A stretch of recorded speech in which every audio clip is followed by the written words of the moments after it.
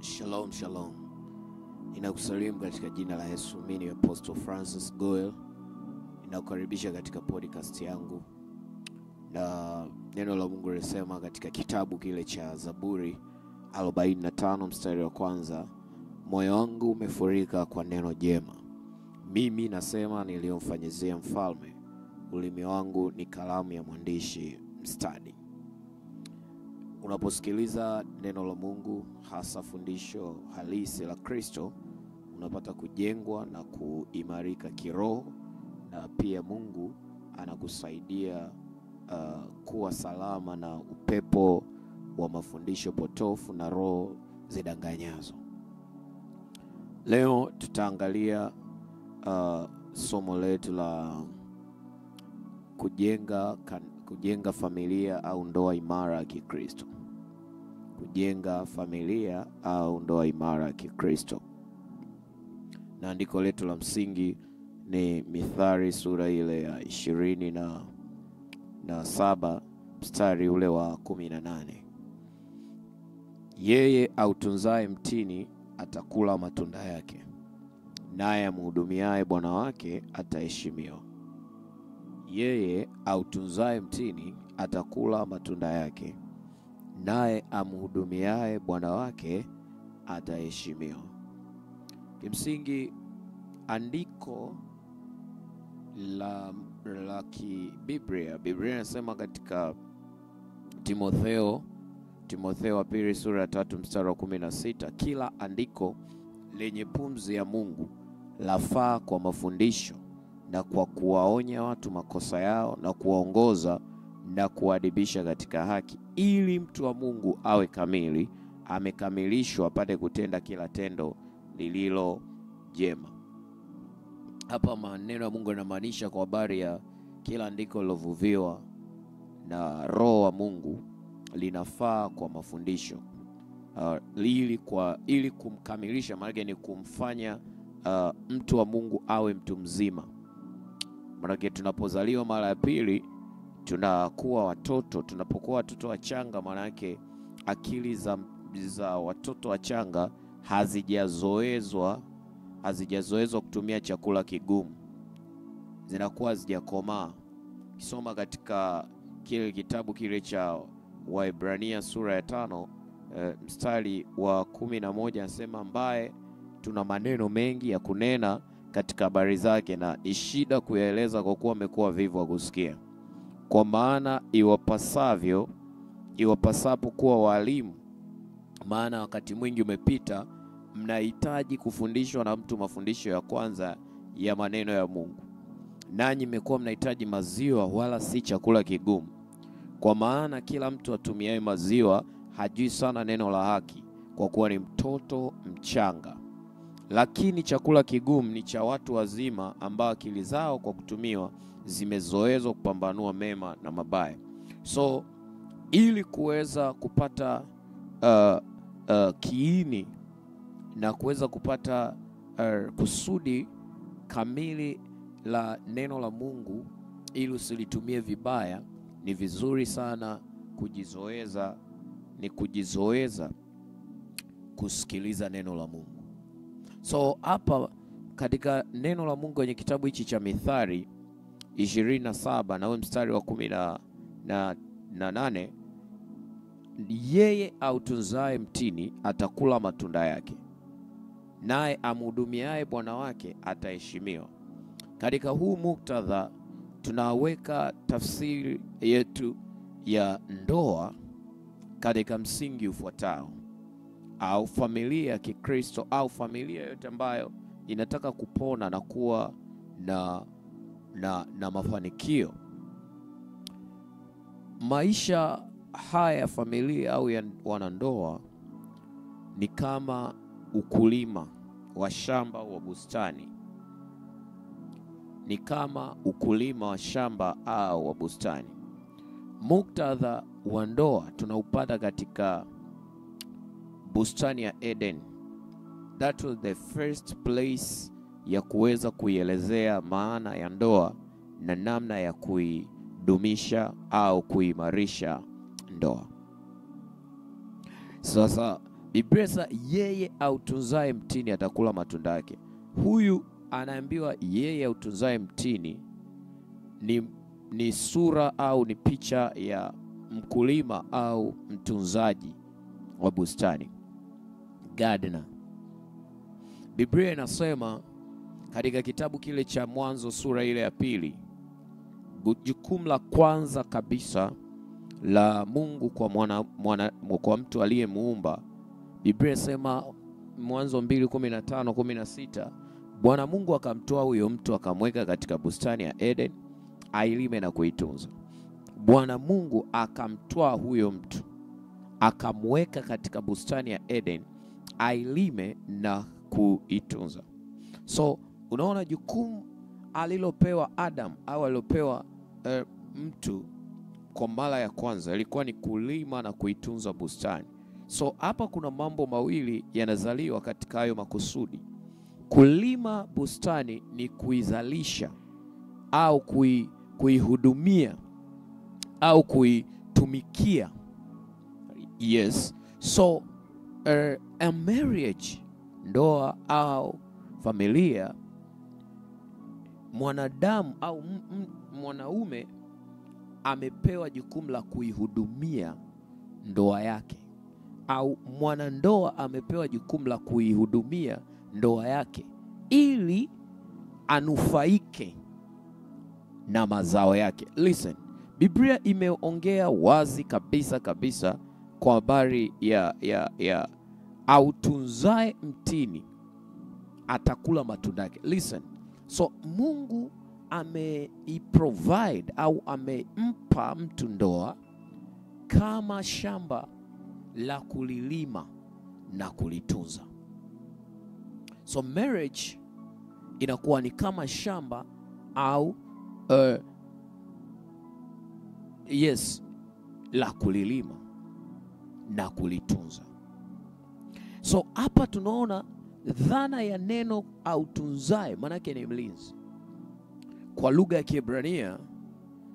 ya Kiebrania ukiangalia maeneo haya mawili, Mwanzo sura ya 2 mstari wa 15, anasema and the Lord God took the man and put him in the garden of Eden to dress it and to keep it. To dress it and to keep it. Maneno mawili hapa yametumika. Neno la kwanza ni kuilima. Kuilima kwa Kiebrania ni abad, to walk, or to save, to labor, to till.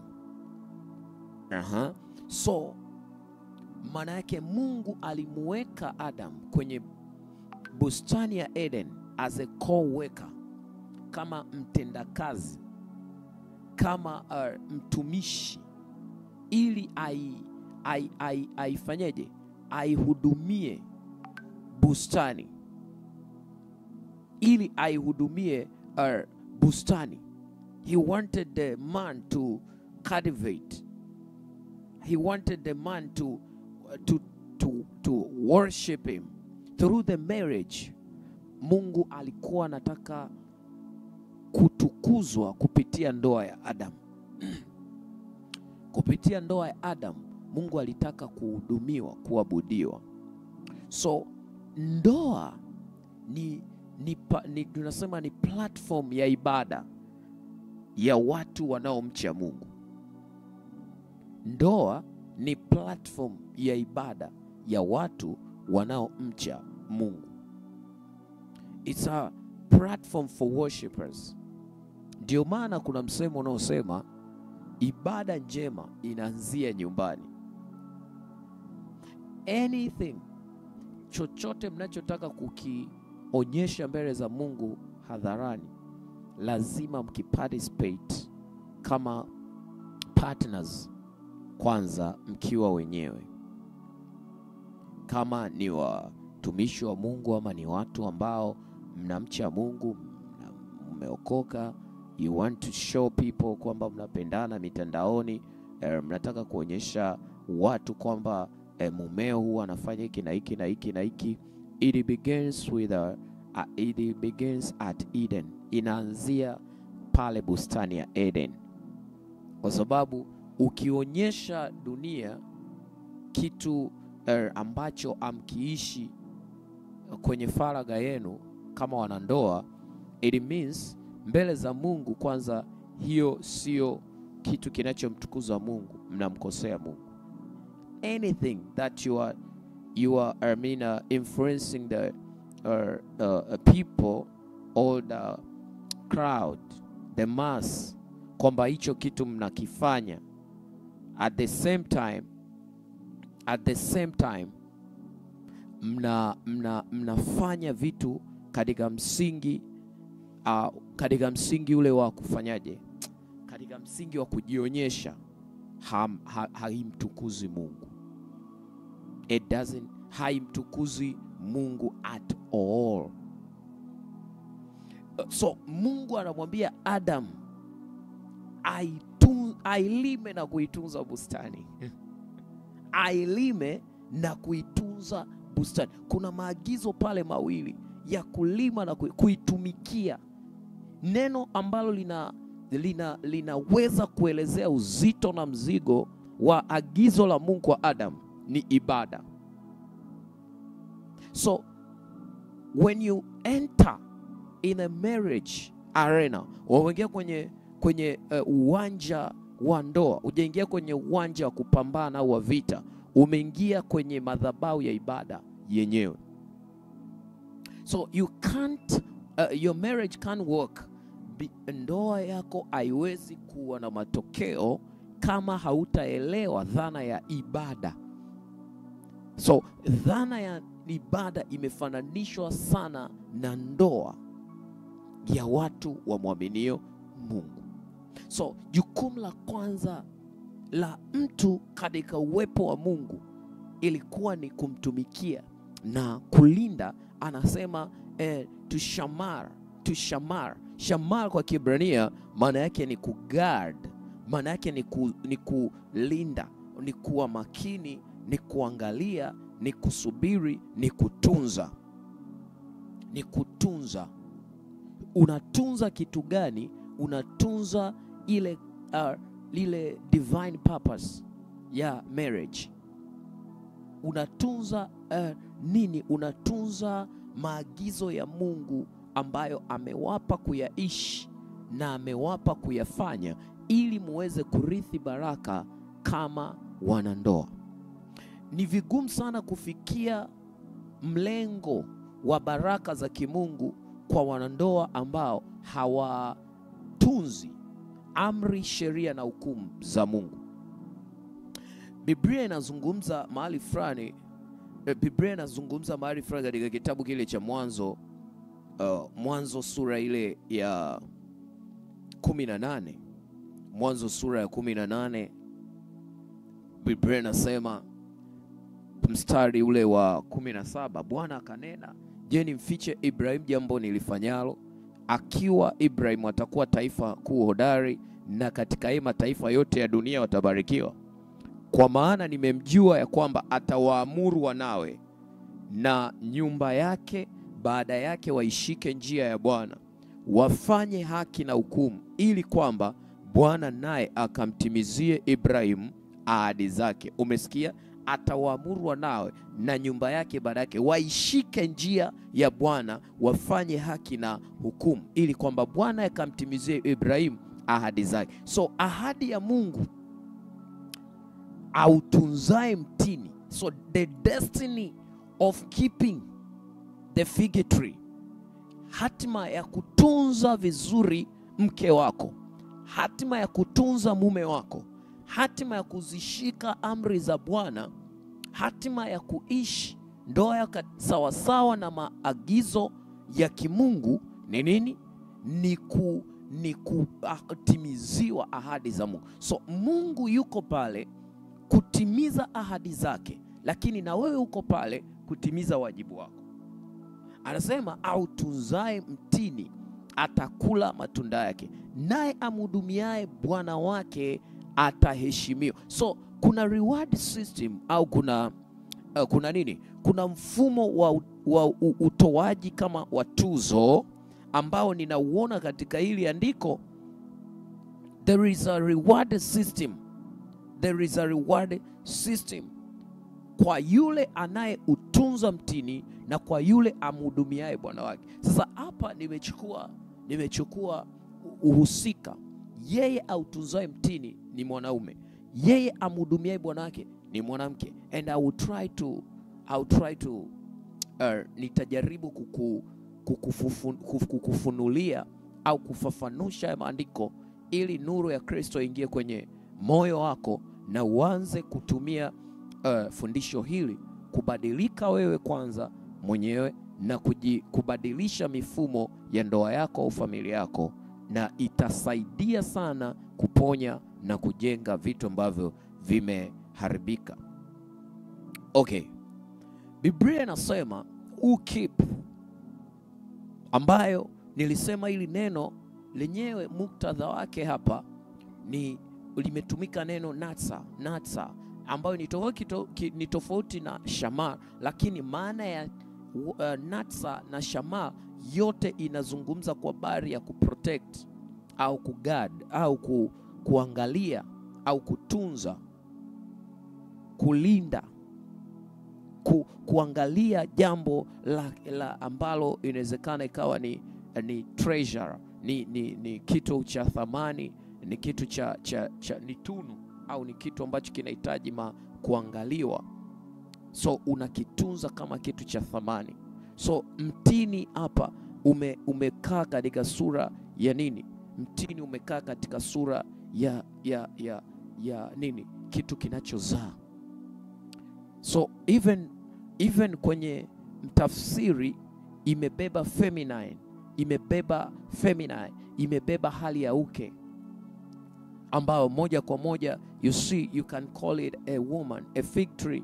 Mwanamke ni kama mtini, ila unategemea kutunzwa ili ndipo ukuzalie matunda. So mwanamke anamreward mwanaume kulingana na anavyomwangalia na kumtunza. So listen, kuna msemo mmoja unasema mwanamke, unaona kwa nini anaagizwa amtii mume wake? Mwanaume kwa nini anaagizwa ampende mke wake? These two subject, upendo na utii, ni shule ambayo ni za kiroho ambazo mtu hazaliwi nazo. By nature tunazaliwa na asili ya uasi, kwa sababu tu mbegu ya Adam wa kwanza kimwili. Lakini tunapookoka tunarithi au tunavuviwa au tunapokea asili ya Adamu wa pili, ambayo ni utii, upendo. Soma tunda la Roho tunazungumza. So now tunapoendelea katika utii, unahitajika kukua, unahitajika kuwa kamili. Yani kuna broad sense, kuna ufahamu mpana sana wa dhana ya utii. Kuna dhana pana sana ya upendo, ambayo mwanaume na mwanamke wote wanatakiwa kuwa nyenyekevu katika kujifunza. So ni jukumu la mwanaume kumweka mwanamke katika shule ya utii, as a watchman, as a guardian, na kumsaidia apate kupata fundisho sahihi la utii katika uzoefu wa kimatendo, uzoefu wa kifalsafa, uzoefu wa kiufahamu na uzoefu wa kiroho. Maana yake mtini ni mwanamke. Hauwezi kula matunda kwenye mtini ambao haujaweza kuutunza. So the day a man anaanza kutunza mtini inavyopaswa. Kumbuka, Biblia haijasema mpapai. Biblia haijazungumza kwa habari ya mti wowote. Imezungumza kwa habari ya mtini. Imezungumza kwa habari ya mtini. Why a fig tree? Why a fig tree? Kwa nini mtini? Kwa nini sio mti mwingine? Listen. And now, unajua mtini kwa lugha ya Kibiblia unazungumza pia kwa habari ya kanisa. Unazungumza kwa habari ya kanisa. Na kuhani ndiye mtu aliyekuwa anatunza kanisa au hekalu. So Mungu alikuwa anataka kuona mtini ukizaa matunda. Let's check. Yesu kwa nini aliulani mtini? Katika huu mfano au methali yake kwa wanafunzi wake, alikuwa anataka kuwaonyesha kwamba mtini ni kanisa lake. So if yeye kama kuhani mkuu anamwakilisha Mungu, so yeye ndo mwanzilishi na mtunzaji wa mtini. Maana yake mtini usipomzalia matunda, kitu gani kitakachotokea? Ataulaani. Kwa sababu gani? Hauna matunda, hauzai au hauna matunda. So even in a marriage factor, even in a marriage, there is no prosperity in a marriage bila hizi kanuni mbili kufuatwa: kanuni ya kutunzwa, kanuni ya kuhudumia. Kanuni ya kutunza, kuhudumia. Manake a woman will be fruitful if a man put emphasis, emphasis in keeping her in a very good way, in a very good manner. So anasema autunzae mtini atakula matunda yake, na amhudumiaye bwana wake atapata heshima. So hapa kuna two rewards. Kuna reward ya kwanza ni ya matunda. Reward ni fruits. With fruits it means maongezeko. Mwanaume anapokuwa mwenyewe huwa kuna kiwango cha maisha anakuwa nacho, but anapopata mke, Biblia inasema apataye mke amepata kitu chema, naye atapata kibali kwa Bwana. Kuna reward ya kwanza, ni reward ya kibali. Reward ya kibali. Mithali 18 mstari wa 22 inasema apataye mke apata kitu chema, naye ajipatia kibali kwa Bwana. Ajipatia kibali kwa Bwana. Anayepata mke amepata kitu chema, naye ajipatia kibali kwa Bwana. Favor. What is favor? Ni kufurahiwa na moyo wa Mungu, kukubalika, kupendeza mbele za Mungu. Manake Mungu kwanza anamfurahia mwanaume ambaye amepata mke, na he can manage, or he can keep his fiancé. So hicho ni thawabu ya kwanza, kibali. But another reward ni uzao.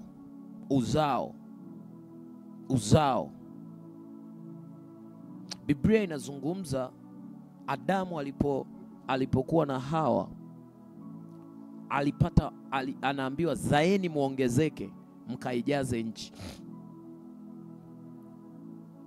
Kuna baraka au kuna thawabu ya uzao. Na mahali pengine Biblia inasema kwenye kitabu kile cha Petro wa kwanza sura ya 3 mstari wa ngapi ule? Wa 7 nadhani. Anasema kadhalika wanaume ishini na wake zenu kwa akili, according to knowledge, kwa ufahamu, kwa maarifa, na kuwapa heshima, wake zenu wanawake kama vyombo vyenye visivyo na nguvu. Anazungumza kwa habari ya kuwa warithi pamoja wa neema ya uzima, ambaye ili kusudi maombi yenu yasije yakazuiliwa. So kuna thawabu ya nini? Kuna thawabu nyingine hapa nataka tuiangalie katika kitabu kile cha Petro wa kwanza sura ya 3 mstari ule wa 7, anapozungumza kadhalika ninyi waume kaeni na wake zenu kwa akili, na kumpa mke heshima kama chombo kisicho na nguvu, kama warithi pamoja wa neema ya uzima, kusudi kuomba kwenu kusizuiliwe. Kuna thawabu ya nini? Neema ya uzima. Neema ya uzima. Grace of life. Grace of life. We become heirs together with our wives. The grace of life. The grace of life. You see, in any good marriage, kuna baraka ya uzima ambayo inawapata mume na mke. So tunaweza tukaenda mbele za Mungu kudai uzima. Tunaweza tukaenda kudai uzima, and Mungu akiona tunapoishi na wenzi wetu, au mimi na mke wangu tunaishi katika kanuni za kimungu. Ndio maana marriage nyingi zinapata changamoto, si zote kwa kusema hilo ndio kusudi. Watu wengi sana hawamalizi pamoja, au watu wengi sana wanamaliza si katika uzee mwema. Yani hata inapotokea mmoja anatangulia lakini unashangaa anatangulia anamwacha mwenzake, lakini unakuta bado umri bado unakuwa haunini, sio rafiki sana. Mtu sunset yake inakuwa ni mapema. Inaumiza sana kuingia kwenye ndoa alafu mtu anafariki mchana badala ya jioni.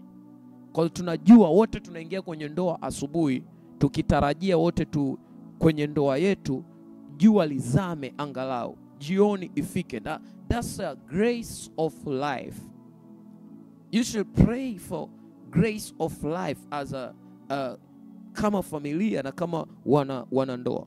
Lakini hii grace of life ni nini? Ni tunda ambalo tunalipata kama tukiweza kutunza fig tree. Ndoa ndio fig tree. Ndoa ikitunzwa itatupatia neema ya maisha. Neema ya maisha. Na Biblia inasema, so he that waiteth on his master, yeye amhudumiaye bwana wake ataheshimiwa. Yeye amhudumiaye. Tuna lile neno kumhudumia pale alijatumika ile to serve his master. Neno lilotumika pale ni shamar. Kule keepeth kuna maneno mawili yametumika. Kuna kutunza, kuna kutunza kwa maana ya natsa, na huku kuna kuhudumia, ila sio kutumikia. Limetumika neno kuangalia, kutunza pia. Yenyewe ni shamar. In the same scripture, maneno mawili ya Kiebrania tunapata natsa ambayo ni kutunza na shamar ambayo nayo ni kutunza. So mwanamke na mwanaume wote wana majukumu ya kufanya yanayofanana ambayo yote ni kutunza. But mtu mmoja ameambiwa kutunza mtini, mwingine ameambiwa kumtunza bwana wake. How do you keep your master? How do you keep your master? By ministering him, kwa kumhudumia, kwa maana ya kwamba kuyaangalia, kumanage maagizo yale ambayo kimsingi anakupa, kuyaangalia yale maagizo ambayo anakupa, kuobserve, kuyatunza, kuyashika, kuyafanyia kazi, sio kwa namna unayojisikia, sawasawa na vile alivyokuagiza. To be aware, to regard, to keep, to observe, to observe yale maagizo.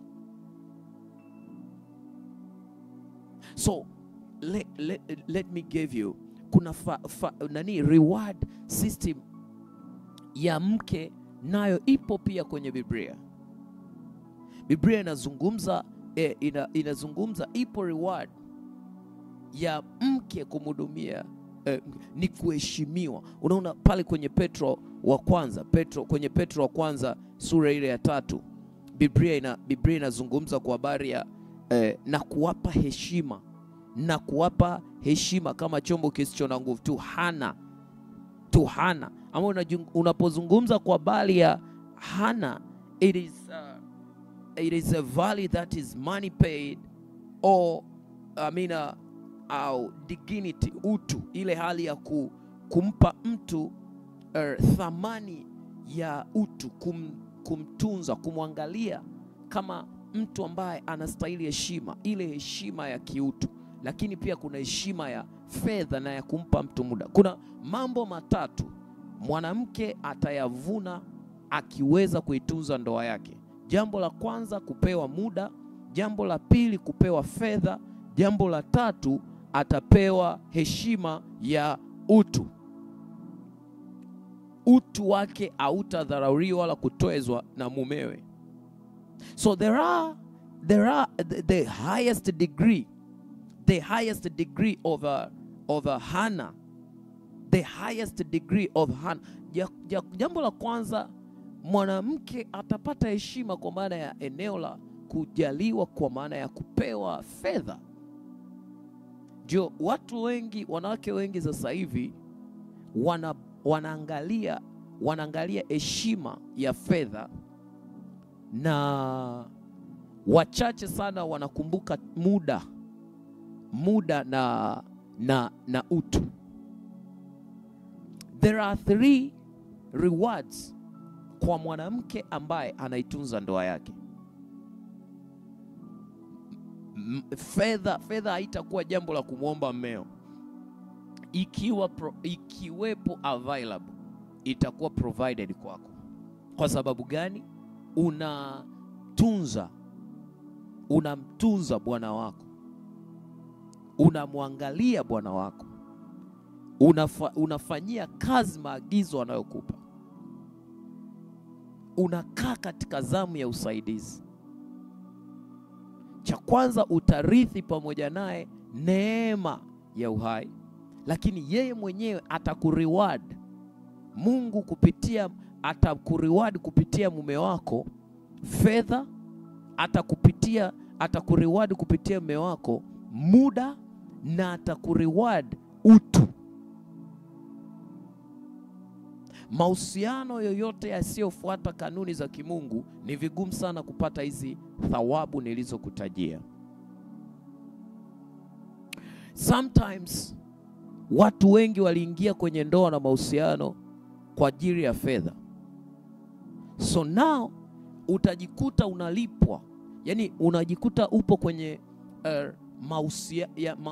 biashara ya mahusiano au biashara ya ndoa. So now every time your man, mwanaume anapokuja anataka kukununua, lakini hana muda na wewe, muda wa intimacy. Mojawapo ya kilio kikubwa sana cha wanawake kwenye ndoa na mahusiano yao ni intimacy, muda, time for intimacy with their lovers, with their husband. Wanataka muda wa faragha wa maongezi, muda wa faragha wa maombi, muda wa faragha wa kuplan about your life. But your man hakupi hiyo time. You need to hear from this message today. If you want to get a time for intimacy, time for prayer, time for planning, time for just a lover's talk. Lover's talk. This haiji kama haki. Mojawapo ya kosa kubwa ambalo watu wengi hawafundisha watilii akili mabinti na wanawake. Kuna vitu ambavyo ni haki yako ya kiimani au ya kiagano. As umeingia tu kwenye ndoa, ni haki yako kupewa kitu fulani na fulani na fulani. Lakini kuna vitu vingine sio swala la haki. Ni haki, inawezekana imetajwa, lakini unahitaji kuwa rewarded. There is a difference between rights and the rewards.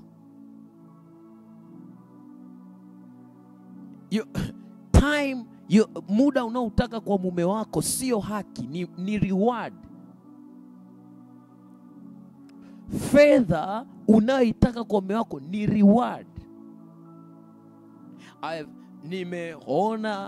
Nimeona watu wengi sana kwenye maisha ya kindoa wakipitia changamoto ya kunyanyaswa na wenzi wao. Wengine unakuta mtu anajiweza lakini ni mbinafsi. Ni mbinafsi kabisa, yani nikisema mbinafsi nadhani unaelewa. Ni yule mtu ambaye hana utu. Gari ni yake, era ni zake, nyumba ni zake, yani ni chake. But unajiuliza what is happening? Kuna sense ambazo yule mwanaume ama ni mtazamo hasi ama ni vitu ambavyo amevifanyia tathmini na ufuatiliaji wake, akaamua kufanyaje? Akaamua kuconclude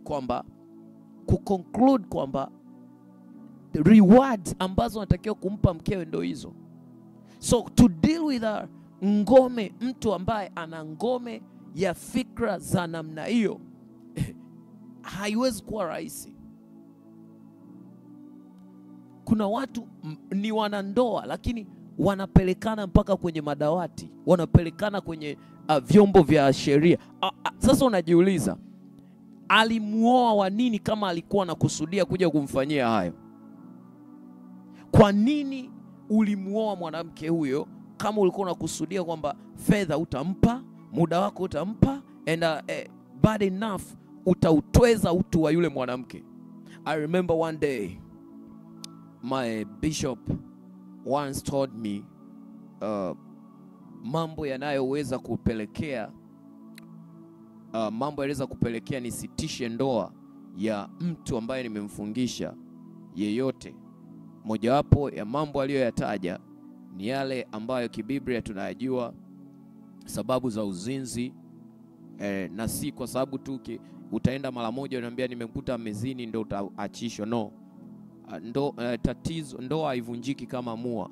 Remember this saying of one of my brother in Christ, sema ndoa haivunjiki kama mua.